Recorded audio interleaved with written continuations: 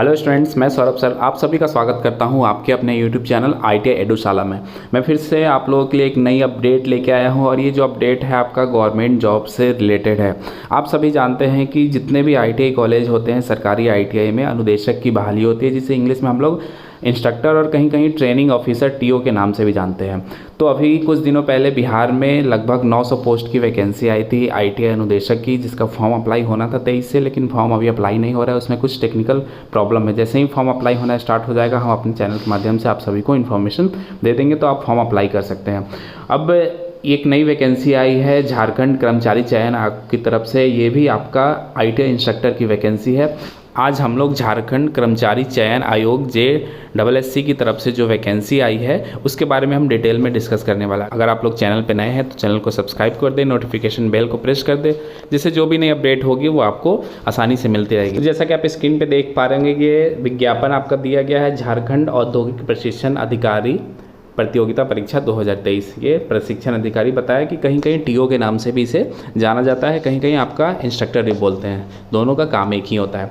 तो ये वैकेंसी आई है, इसमें आपका जो फॉर्म ऑनलाइन अप्लाई होगा उसके लिए आपको 100 रुपये देना पड़ेगा। जो झारखंड राज्य के अनुसूचित जाति यानी SC ST है उनके लिए ये शुल्क 100 की जगह 50 रुपये ही लगेगा। और इसमें जो वैकेंसी आई है एक एक ट्रेड की वैकेंसी आपको अलग अलग डिटेल में बताएंगे। जैसा आप देख पा रहे हैं ये रिक्तियों का विवरण है। ये सबसे पहला जो वैकेंसी है प्रशिक्षण अधिकारी ड्राइंग का है, इंजीनियरिंग ड्राइंग। ये आपका कैटेगरी वाइज है, जनरल हो गए, ST हो गए, SC हो गए, अत्यंत पिछड़ा वर्ग हो गया, पिछड़ा वर्ग हो गया और आर्थिक रूप से कमज़ोर जो EWS कैंडिडेट है।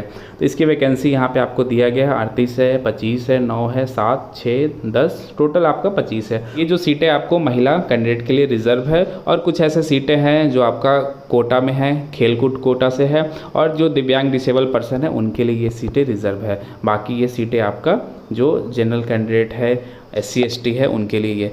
तो ये आपका ड्राइंग में 95 वैकेंसी है, मैथ में आपको 90 वैकेंसी है, इलेक्ट्रीशियन में 153 है, मैकेनिक जनरल इलेक्ट्रॉनिक्स या इलेक्ट्रॉनिक्स मैकेनिक्स में 42 है, वेल्डर में आपका टोटल 74 वैकेंसी है, मैकेनिक डीजल में 52, सर्वेयर में 18, मैकेनिक ट्रैक्टर में 2, प्लम्बर में 20, रेफ्रिजरेशन एंड एयर कंडीशनिंग में 4 वैकेंसी है, मशीनिस्ट में 20 हो गए, वायरमैन में 10 है, मशीनिस्ट ग्राइंडर में 2, टर्नर में 26 वैकेंसी है आपका, मैकेनिक मोटर व्हीकल में 18 वैकेंसी है, ड्राफ्टमैन सिविल में 6 वैकेंसी है, इंफॉर्मेशन टेक्नोलॉजी में 8 है, ड्राफ्टमैन मैकेनिकल में 8 वैकेंसी है, स्विंग टेक्नोलॉजी या कटिंग एंड टेलरिंग में 12 वैकेंसी है, बेसिक कॉस्मेटोलॉजी में 6 वैकेंसी है, फैशन डिज़ाइन टेक्नोलॉजी में 24 वैकेंसी है आपका, फ्रंट ऑफिस असिस्टेंट जो पोस्ट होता है उसके लिए 6 वैकेंसी है, सीट मेटल वर्कर के लिए 2 है, कंप्यूटर ऑपरेटर जिसे कोपा के नाम से हम लोग जानते हैं उसके लिए 6 वैकेंसी है, कारपेंटर के लिए भी 6 है, मोल्डर या फाउंड्री मैन के लिए 8 वैकेंसी है,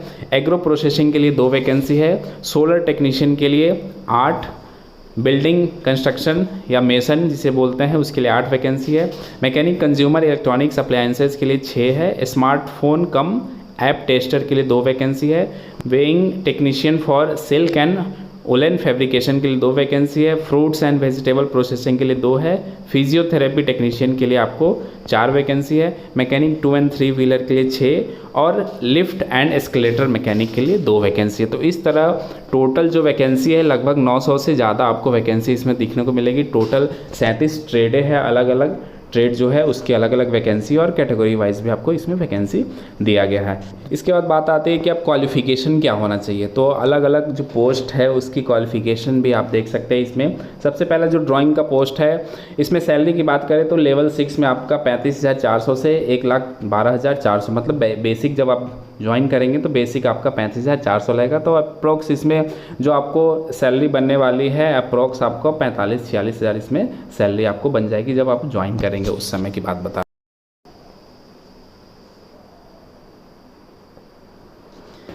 उसके बाद इसमें क्वालिफ़िकेशन की बात करें तो जो इंजीनियरिंग ड्राइंग के लिए क्वालिफ़िकेशन होना चाहिए उसमें आपका किसी भी इलेक्ट्रिकल ग्रुप या मैकेनिकल ग्रुप या ड्राफ्टमैन ग्रुप मैकेनिकल सिविल से आपका ITI होना चाहिए, या तो आपको AICTE से मान्यता प्राप्त किसी भी बोर्ड से इंजीनियरिंग में 3 वर्षीय डिप्लोमा होना चाहिए आपका, या तो आप BTech कैंडिडेट जो है आपका AICTE UGC से मान्यता प्राप्त इंजीनियरिंग कॉलेज विश्वविद्यालय इंजीनियरिंग से डिग्री बैचलर इन वोकेशनल उत्तीर्ण, सेंट्रल गवर्नमेंट हो, स्टेट गवर्नमेंट। उसके साथ साथ आपको इस ट्रेड में क्राफ्ट इंस्ट्रक्टर का जो ट्रेनिंग होता है 1 साल का CTI का ट्रेनिंग होता है वो होना चाहिए, या तो उसके साथ साथ अगर रोडा और ड्राफ्टमैन मैकेनिकल सिविल में आपका CTI होता है तो अगर आपके पास वो भी क्वालिफिकेशन है तो आप इसमें अप्लाई कर सकते हैं।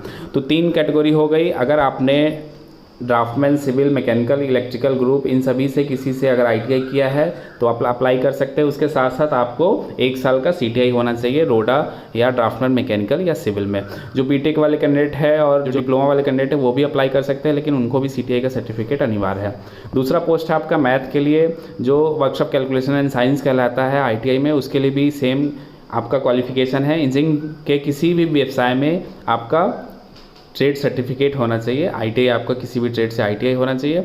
उसके साथ साथ जो डिप्लोमा वाले हैं वो भी डिप्लोमा 3 साल का डिप्लोमा होना चाहिए। बीटेक वाले भी अप्लाई कर सकते हैं। इसके लिए भी आपको 1 साल का CTI का सर्टिफिकेट चाहिए। तो ये जो 2 ट्रेडें हैं वो आपका सभी के लिए कॉमन होता है, सभी को पढ़ाया जाता है। उसके बाद आप ट्रेड वाइज आता है वैकेंसी प्रशिक्षण अधिकारी विद्युत, जिसे हम लोग इलेक्ट्रीशियन के नाम से जानते हैं ITI में।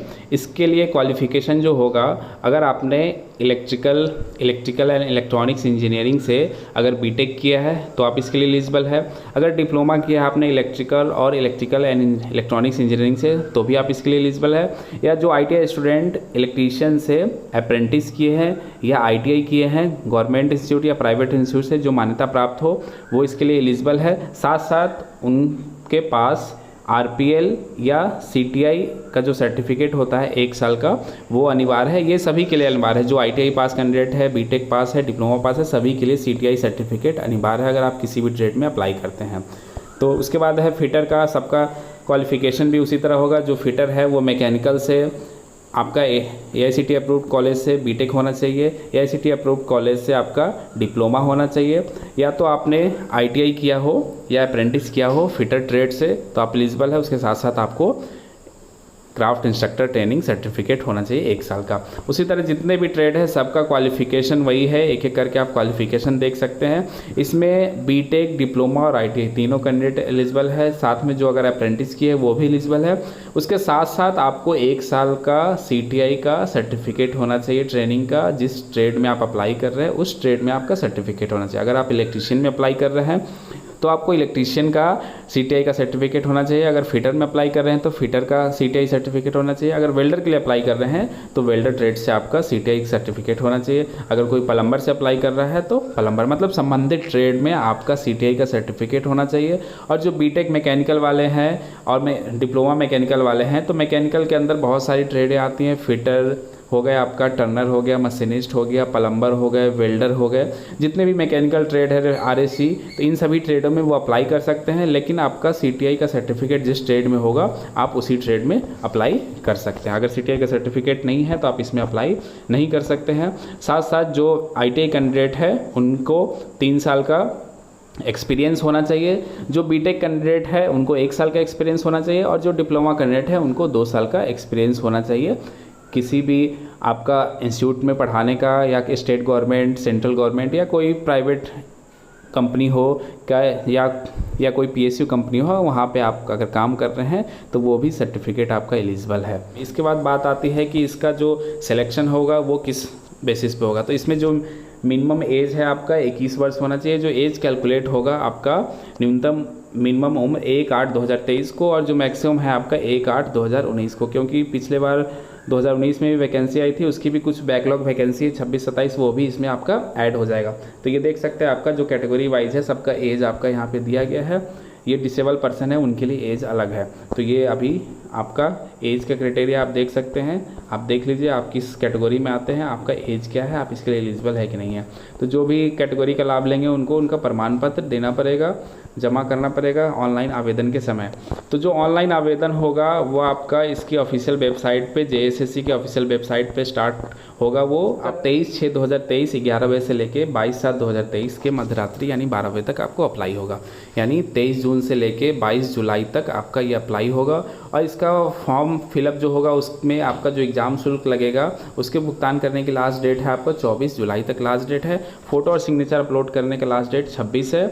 और उसके बाद आपका 28 7/2023 के 11 बजे पूर्वाह्न से 30/7 के मध्य में अगर आपने फॉर्म जो भी भरा है उसमें अगर कोई त्रुटि है, कोई गलती हो गई है तो आप उसको सुधार सकते हैं 28 से लेकर 30 के बीच में। यानी आपको 3 दिन मौका दिया जाएगा ये आपको सुधार करने में अगर कुछ आपका गलत हो गया। जो परीक्षा का पैटर्न है ये 3 फेज़ में होगा आपका एग्ज़ाम। सभी एग्ज़ाम आपको CBT एग्ज़ाम होंगे, कंप्यूटर बेस्ड टेस्ट होगा। जो भी मार्क्स आएगा अगर अलग अलग फेज़ में एग्ज़ाम होता है तो नॉर्मलाइज कर दिया जाएगा। मार्क्स आपका 3 फेज़ में होगा। सबसे पहला जो फेज़ है आपका उसमें भाषा एवं सामान्य ज्ञान के आपको एग्ज़ाम होगा, जो भाषा रहता है उसका और सामान्य ज्ञान का। तो सबसे पहला फेज़ देख रहे हैं विषय भाषा एवं सामान्य ज्ञान होगा। भाषा ज्ञान में हिंदी भाषा का ज्ञान होना चाहिए, अंग्रेजी भाषा का ज्ञान होना चाहिए। दोनों से 25-25 क्वेश्चन पूछे जाएंगे। उसके बाद सामान्य ज्ञान में झारखंड से संबंधित, सामान्य विज्ञान, गणित, मानसिक क्षमता जांच, कंप्यूटर का ज्ञान। तो ये इन सभी से मिला के टोटल आपको जो क्वेश्चन रहेंगे वो 120 क्वेश्चन रहेंगे। ये 120 क्वेश्चन आपको इसमें मेरिट नहीं बनेगा, इसमें बस आपको क्वालिफाई करना है। तो न्यूनतम आपका 30% यानी 120 का 30% यानी 36 नंबर आपको लाना है इसमें क्वालिफाई करने के लिए। बस ये आपका क्वालिफाइंग पेपर है, इससे मेरिट नहीं बनेगा। सेकेंड जो पेपर है वो भी आपका क्वालिफाइंग है, ये बस सब्जेक्ट से रहेगा। एक भाषा को आपको सिलेक्शन करना पड़ेगा, उसी एक भाषा से आपका क्वेश्चन रहेगा। 100 क्वेश्चन रहेंगे और इसका भी क्वालिफाइंग मार्क्स 30% है, यानी 100 में आपको 30 नंबर लाना है क्वालिफाई करने के लिए। तो ये 2 क्वेश्चन क्वालिफाइंग हो गए। और तीसरा जो है आपका ट्रेड से रिलेटेड रहेगा, इसमें आपको क्वेश्चन पूछे जाएंगे 120 और 120 में आप जो नंबर लाएंगे उसी के बेसिस पे आपका इसमें सिलेक्शन होगा। और इसका जो सिलेबस है वो ITI में जो सिलेबस होता है जिस ट्रेड का, उसी ट्रेड का सिलेबस आप इस वेबसाइट से सिलेबस डाउनलोड भी कर सकते हैं। और हमारा एक वीडियो भी है जहाँ पे हमने बताया कि किसी भी ट्रेड का सिलेबस आप कैसे डाउनलोड कर सकते हैं। उसका लिंक नीचे डिस्क्रिप्शन में बॉक्स में दिया है वीडियो का, आप उसको देख के भी सिलेबस डाउनलोड कर सकते हैं। फिटर का डाउनलोड करना है, इलेक्ट्रीशियन का, वेल्डर का, टर्नर का, मशीनिस्ट का, तो आप वही सिलेबस डाउनलोड करके उसी से पढ़ाई करेंगे और उसी से आपके क्वेश्चन भी आएंगे। तो ये 3 एग्जाम होगा। 3 एग्जाम में 2 एग्जाम क्वालिफाइंग है, तीसरा एग्जाम है जो टेक्निकल क्वेश्चन रहेगा 120 नंबर का, उसी से आपका मेरिट बनेगा। और सभी कैटेगरी के लिए अलग अलग आपका क्वालिफाइंग मार्क्स है, जो फाइनल मेरिट बनेगी वो 3rd स्टेज में जो एग्ज़ाम होगा उसी के बेसिस पे बनेगा। तो जो भी स्टूडेंट इसमें एलिजिबल है वो सभी अपना फॉर्म फिलअप कर सकते हैं। 23 से आपका फॉर्म फिलअप स्टार्ट हो जाएगा। जो भी कैंडिडेट के पास एक्सपीरियंस हो, CTI सर्टिफिकेट हो और एजुकेशन क्वालिफिकेशन हो टेक्निकल वाला, तो आप इसमें अप्लाई कर सकते हैं। तो जैसे ही फॉर्म आपका अप्लाई होना स्टार्ट हो जाएगा, हम आप सभी को वीडियो के माध्यम से बता देंगे कि फॉर्म अप्लाई हो रहा है और कैसे फॉर्म अप्लाई करना है। आपका पूरा डिटेल ऑनलाइन फॉर्म कैसे फिलअप होगा उसका भी वीडियो आपको मिल जाएगा। तो आशा करता हूँ कि आप लोग के लिए वीडियो हेल्पफुल रहेगा। अगर वीडियो पसंद आया तो वीडियो को लाइक करें, शेयर करें और हमारे चैनल को ज़्यादा से ज़्यादा सब्सक्राइब करें। मिलते हैं अपने नेक्स्ट वीडियो में कुछ इसी तरह की नई अपडेट के साथ। तब तक के लिए धन्यवाद।